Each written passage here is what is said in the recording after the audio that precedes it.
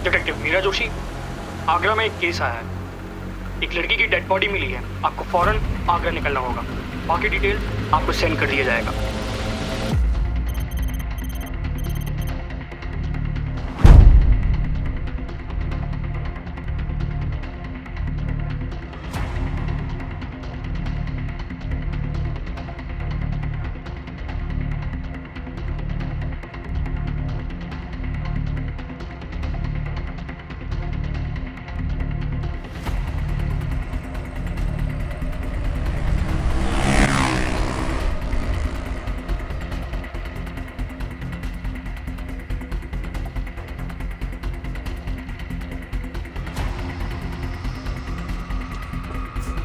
नीरज, जल्दी से उस गाड़ी का पीछा करो। क्या हुआ मैडम, क्या हुआ, क्या बात हो गई? वरुण, उसी ने मारा है रूबी को। जल्दी से पीछा करो उसका, भाग रहा है वो। वरुण, आपका बॉयफ्रेंड? एक्स। पर एकदम अचानक कैसे? गाड़ी स्टार्ट करो जल्दी से।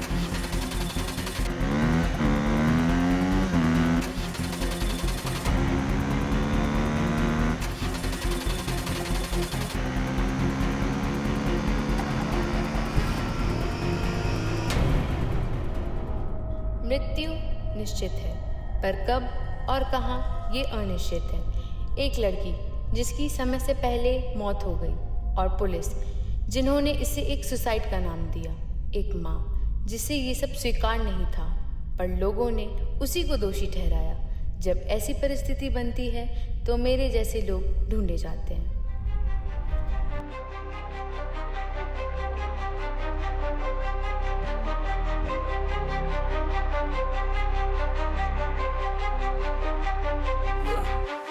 रात का चेहरा नूर से खाली, छुपी बातें हर एक निशानी। दिल में तूफान, आंखों में रेज, भागता मैं खुद से जैसे कोई कैद। रास्ते चलते पैरों तले लोग कहते संभाल, मैं कहता चले गिरते हुए सपने संभाले मैंने। जख्म तो मिले पर संभाले मैंने।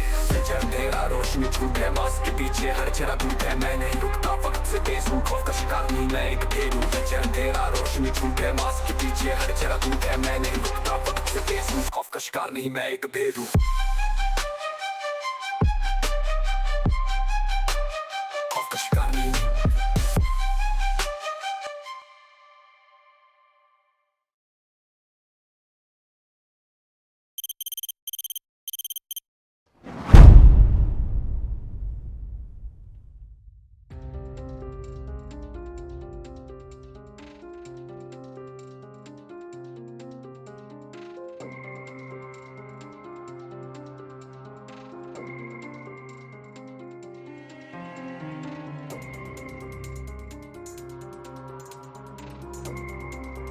मीरा बेटा, आप पहली बार आगरा आई है? नहीं नहीं, मेरी माँ यहाँ से है और मैंने कॉलेज की पढ़ाई यहीं से की है। अच्छा, कहाँ से?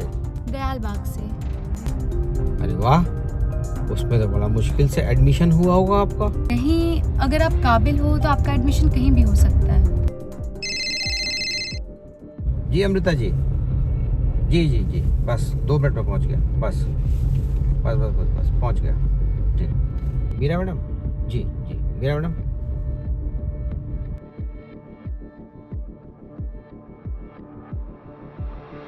हेलो जी अमृता जी। जी, आप बिल्कुल परेशान मत होइए, मैं इस केस की प्रॉपर इन्वेस्टिगेशन करूँगी। जी जी जी, आप बस मेरा एक काम कर दीजिए, आप रूबी की सारी दोस्तों का नंबर मुझे सेंड कर दीजिए। जी ठीक है।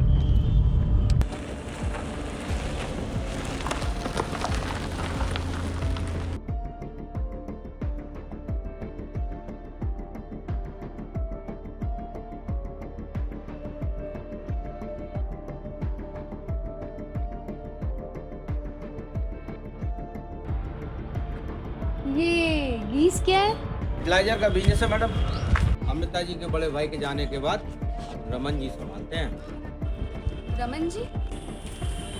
रमन जी अमेरिका में रहते हैं, वहीं से अपना कारोबार चलाते हैं। अच्छा।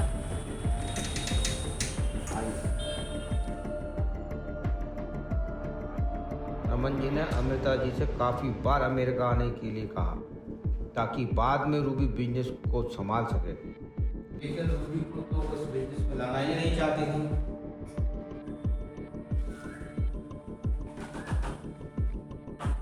आइए।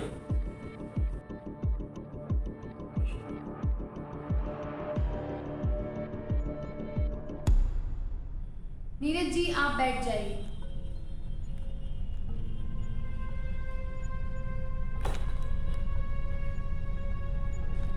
तो नीरज जी, आप ये बताइए, रूबी और अमृता जी के बीच में कैसा व्यवहार था?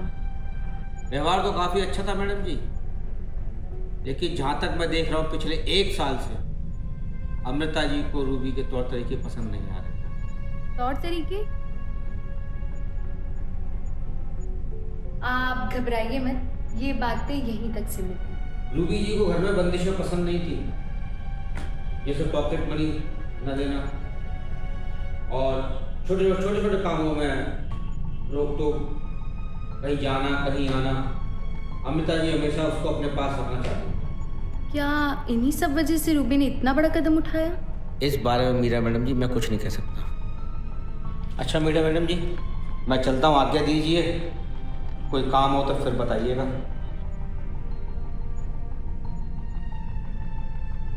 अरे अरे सुनिए नीरज जी, वो बोर्ड और टेबल जरा भिजवा दीजिएगा।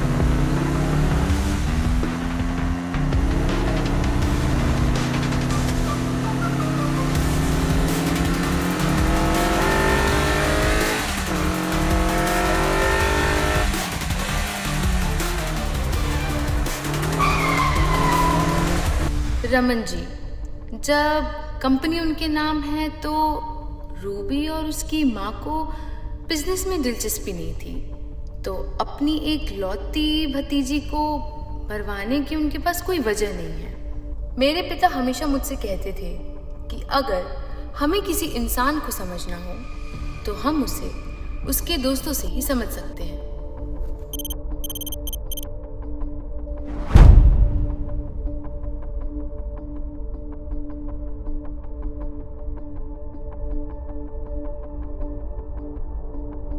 जिग्नेश, कोई निकनेम है तुम्हारा? हाँ, प्यार से मेरे दोस्त मुझे जय बुलाते हैं। तुम्हारी दोस्त रूबी भी? हाँ, 4 वर्ष साथ ही रहते हैं। रूबी और तुम क्या काफ़ी अच्छे दोस्त थे? आखिरी बार रूबी को कब देखा था 1 अप्रैल को। और कहाँ? रोड साइड स्कूल के बाहर। रोड साइड कैफ़े को जानती हो? हम 4 वहाँ कई बार गए हैं। तान्या ने बताया था तुम आखिरी बार रूबी से वहीं मिले। रूबी ने पार्टी दी थी। कुछ था क्या 1 अप्रैल को? 28 मार्च को हमारे एग्जाम्स खत्म हुए थे तो एक को ऐसे मिलने का प्लान बनाया था। इतने पैसे कहाँ से आए रूबी के पास? रूबी ने बताया कि उसकी मम्मी उसे अच्छी खासी पॉकेट मनी देती थी। फिर भी 2-3 हज़ार रुपए तो बहुत होते हैं। हो सकता है उसकी मम्मी ने एग्ज़ाम ख़त्म होने की खुशी में उसको दे दिए हो। ये क्या लगता है रूबी ने सुसाइड क्यों किया? वो सब कह रहे हैं कि उसकी मम्मी उसे बंद रखती थी इसलिए उसने ऐसा कदम उठाया, पर मुझे नहीं लगता कि ऐसी वजह के चलते वो ऐसा कभी कर सकती थी। अच्छा, कुछ और जानती हो रूबी के बारे में कि वो कहाँ जाती थी या कुछ और?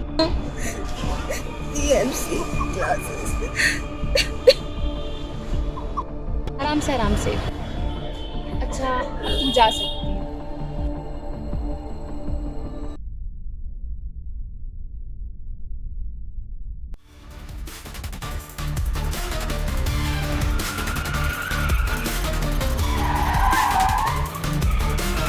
मीरा जी आप ठीक है ना? हाँ मैं ठीक हूँ, आप बस पीछा करिए।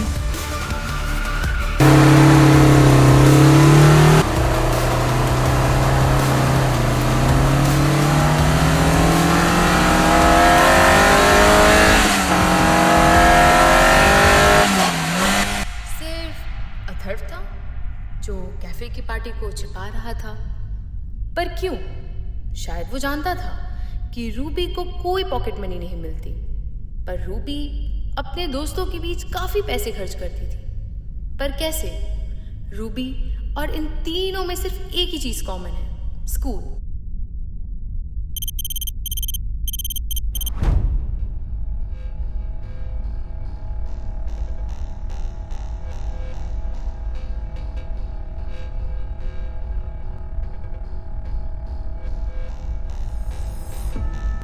सारे प्रिंसिपल बस अपने स्कूल की रेपुटेशन के बारे में सोचते हैं। जैसे ही मेरी इन्वेस्टिगेशन करने से तो लोग सड़क पर उतर आएंगे। शिट, ये यहाँ क्या कर रहा है?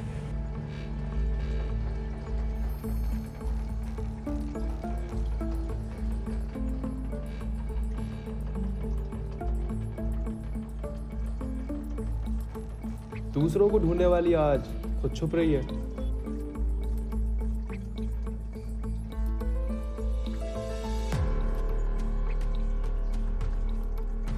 और सर कैसे हो? आजकल निखिल दिखाई नहीं दे रहा है, काफ़ी दिनों से कोचिंग में भी नहीं आ रहा है और मेरा फ़ोन भी नहीं उठा रहा है। कहाँ है वो आजकल? निखिल? हाँ, इनका बेटा मेरी ही कोचिंग में पढ़ता है, VMC क्लासेस में।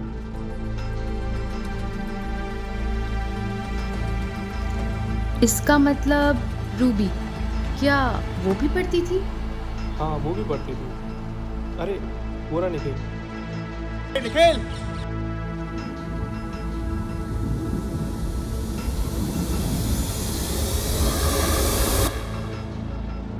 अरे सर ये किधर चला गया ये? मेरा होता है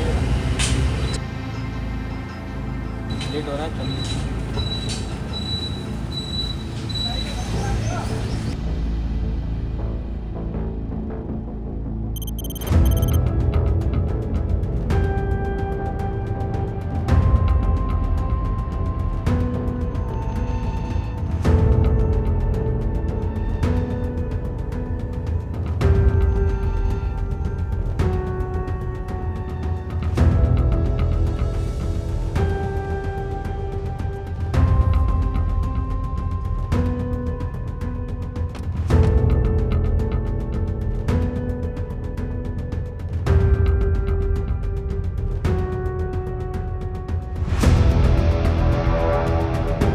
निखिल हम सबको देखकर क्यों भागा? या फिर हम में से किसी एक को देखकर?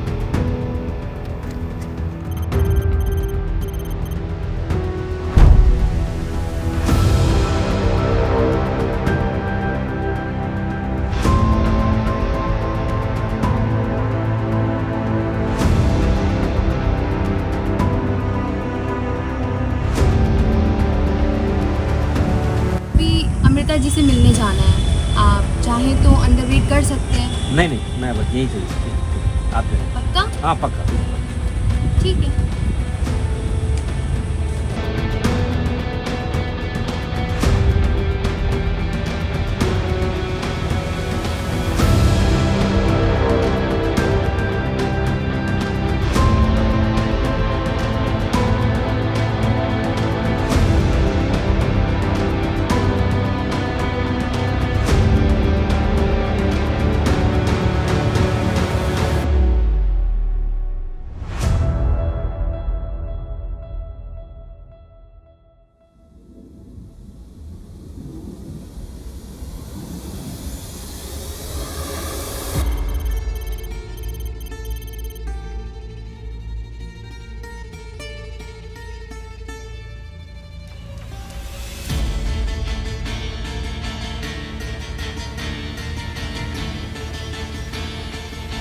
ये सब तुमने क्यों किया नीरज? क्यों मारा तुमने रूबी को? मैडम मैं क्यों मारूंगा रूबी को? मैं क्यों मारूंगा?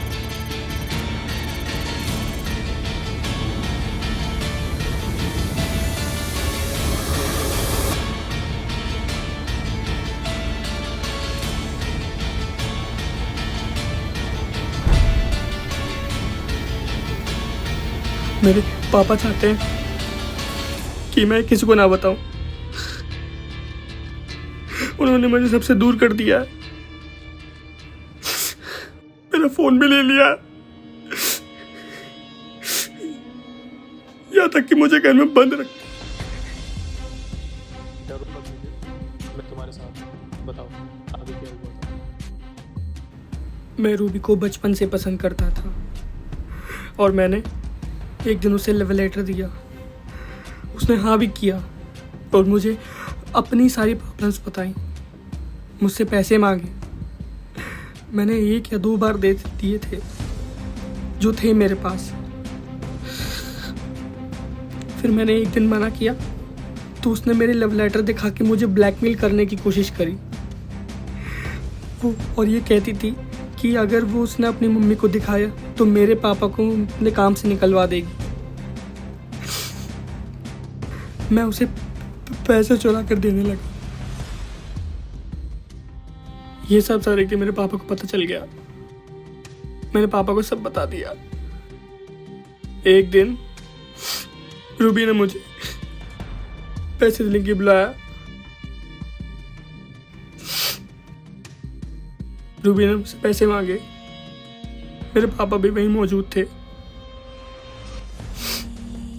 ये सब मेरे पापा ने देख लिया और उसने मेरे पापा को देख लिया। वो बहुत ज्यादा डर गई थी। उसके बाद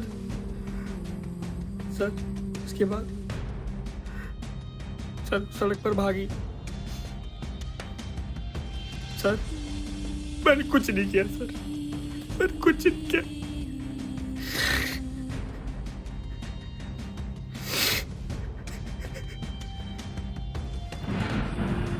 डरो मत निखिल, मैं तुम्हारे साथ हूँ। बताओ आगे क्या हुआ था?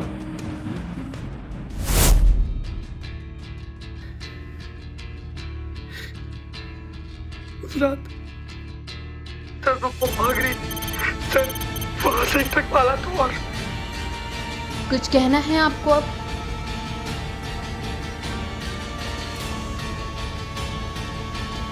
आप समझ नहीं सकती मैडम, एक बच्चे को बचाने के लिए बाप किस हद तक जा सकता है। मैंने और मेरे बेटे ने कुछ नहीं किया मैडम, वो एक एक्सीडेंट था मैडम।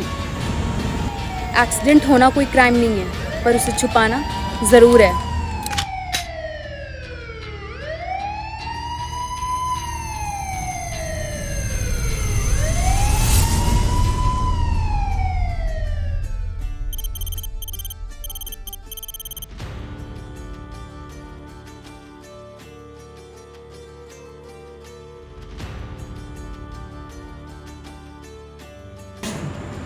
बताओ मीरा, क्या करना है?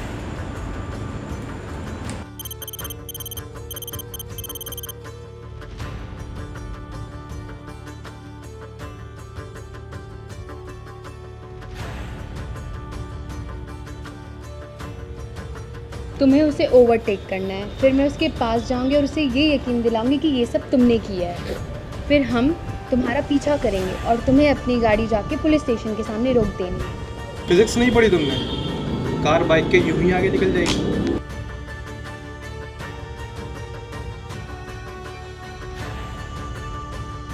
मुझे उसे मारना होगा।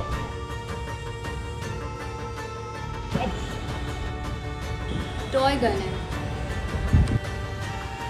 अच्छा, एक गुड लक केस हो जाती तो। सैंडल खानी?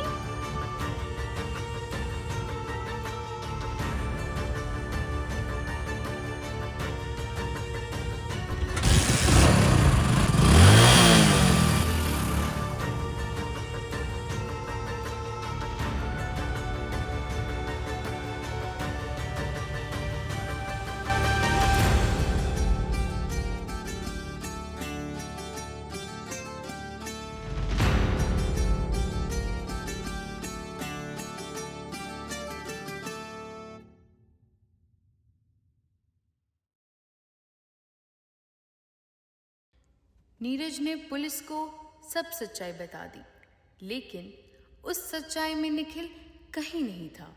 असली घटनाक्रम छिपाने के इल्जाम में नीरज को 3 साल की जेल हुई। निखिल की देखभाल अब अमृता जी कर रही हैं। शायद अपनी गलतियां सुधार रही हूँ। सब कुछ तो हो रहा है, रोक नहीं सकता कोई। वरुण, पता नहीं मेरी उससे कोई बात नहीं करने दे। और मैं, मेरे लिए तो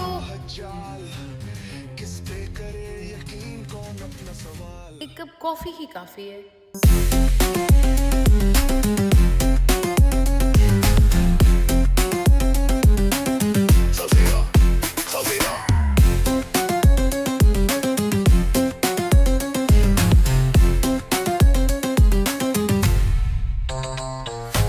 दरवाजे बंद पर अंदर तूफान, हर दीवार सुन रही बेगारी का बयान। कदमों की दौड़, सांसों में जंग, खौफ की गर्मी और आंखों में संग।